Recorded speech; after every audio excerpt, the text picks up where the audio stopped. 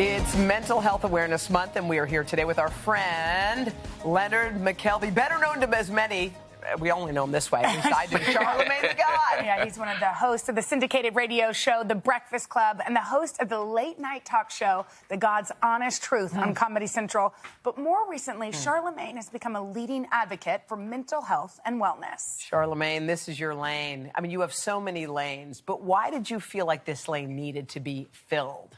I mean, for me, it was just a personal journey that I started to go on like 4 or 5 years ago when I started going, to therapy. And, as y'all know, when you have a platform where you speak to millions, there's nothing you're really doing for yourself if you're sharing it with people. So I would just come in and, talk about going to my therapy sessions every Friday at 3 p.m. And next thing I know, people were coming up to me in the street saying, hey, my brother started going to therapy because of you, or my husband started going to therapy because of you. And then I wrote a book called Shook One, Anxiety Playing Tricks on Me, that came out in 2018. And so I found myself in this role of being an unofficial mental health advocate. And you just had an incredible conversation that you're going to share with us. Tell us about it. Yeah, I sat down with Nadra Tawwab, a relationship therapist and author of the New York Times bestseller, Set Boundaries, Find Peace, game-changing book, by the way. Wow. Also, Jay Barnett, a former pro football player turned family therapist and author of Just Heal, Bro.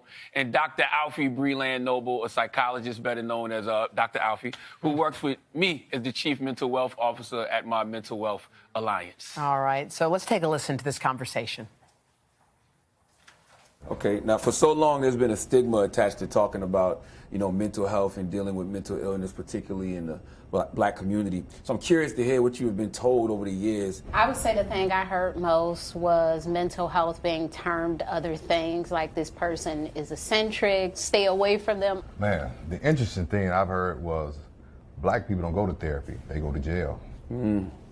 That's real? Historically speaking, the things that I heard were you keep your business in the house, you don't tell other people your business. Why do y'all think that was? Why do you think it was that we felt like we were doing ourselves favors by keeping secrets?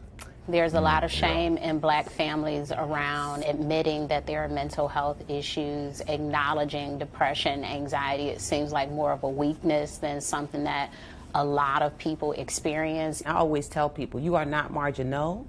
You are marginalized. It's not who we are, it's what's done to us. I hear a lot of that. I don't want to be different. I want to be here with everybody else and treated normally. And so that mental illness label I think it makes people feel alienated and pushed to the side. A lot of times is that we've been so afraid and fear, what will we look like? Yes. But then also is being viewed as inadequate when there's something going on. Because it's now the questions, am I enough? What's wrong with me? And I think what we're able to do now is not only break the stigma, but also unveil the power to admit that there's something wrong. So, all of these people, they'll look at us and be like, oh, these, they got books and they're on television and they got it together, they got it all. What they talking about, anxiety and, depression and trauma. Sometimes we hide our mental health issues behind the success and behind the work, because it's how we cope. For me, when I was a pro athlete, the challenge was leaving football and then trying to be someone else after football. But I was highly depressed all through football. But when I put that helmet on, it was how I cope. How important is it for us to have conversations like this? It's so helpful. When we have those conversations, we're able to see, maybe that was postpartum. Maybe that was depression. But we need to be able to talk about it. The younger generations give us older generations permission to think about unpacking some of these things. So that's, for me, I'm more on the hopeful end of seeing how the conversation, even doing this couldn't have happened 10 years ago, right? No, what you said about giving, folks permission is very true, because when I started talking about my issues, that opened up my father to tell me how he was going to therapy 2 and 3 times a week, and how he tried to commit suicide 30 years ago, and how he's been on 10 to 12 different medications, So it's just like, that helped me give him grace. Yes. Because when I started going to therapy, I realized that I had a lot of daddy issues, which is something men don't talk about. You always hear daddy issues and think it's just, you relate that to women. But nah, daddies do a number on the sons too, in a real way. Yeah. So last question, what's next? What's the call to action? Like, what's next for our communities?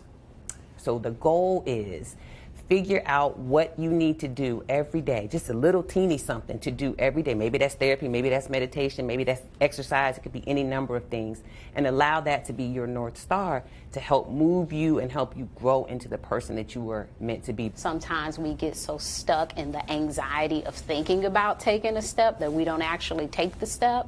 Even a baby step, a small thing, can be a really big life change. I think this is the next step.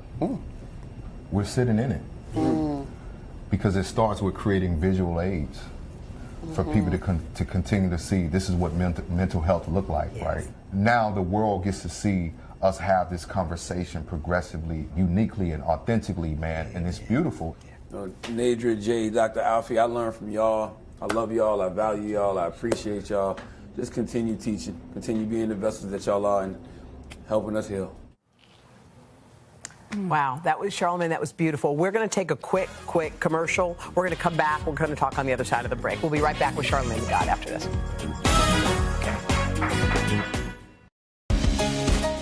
We are back with radio and TV personality Charlamagne, and we are talking about a mental health, an important conversation, something you're really focusing on. And I know, particularly in the Black community, there isn't access the way that there should be.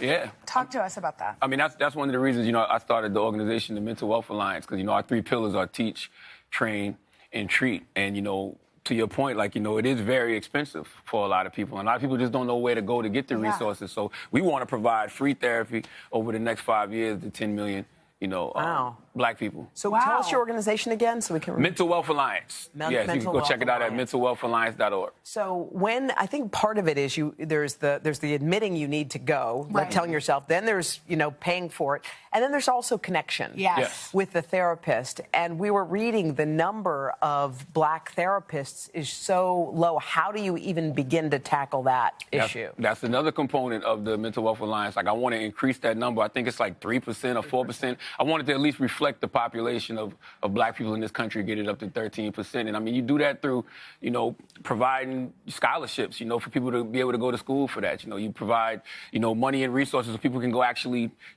sit down and take these classes and become these trained psychiatrists and therapists. So it's just all about providing resources for people to have the access and to, be able to pursue their dream of being mental health professionals. You spoke in the piece about your dad and his mental health challenges and how you getting help and speaking your truth opened his heart to do the same.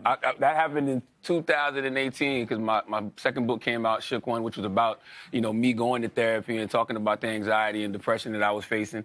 And he had a conversation with me around Thanksgiving of that year, and he was like, I read your book, and he was like, I dealt with the same things when I was younger. And that's why I say we're not doing ourselves any favors by keeping secrets. No. Because if he'd have told me about that way back when, he would have, helped me to avoid a lot of heartache and confusion. Can I say, there are a lot of people who have a position like yours who would not be doing what you're doing. So just hats off. Yeah. Hats off. I mean, mine was just a cry for help. I needed the help. You're not keeping that cry for yourself. Yeah, it's a battle cry for others, too.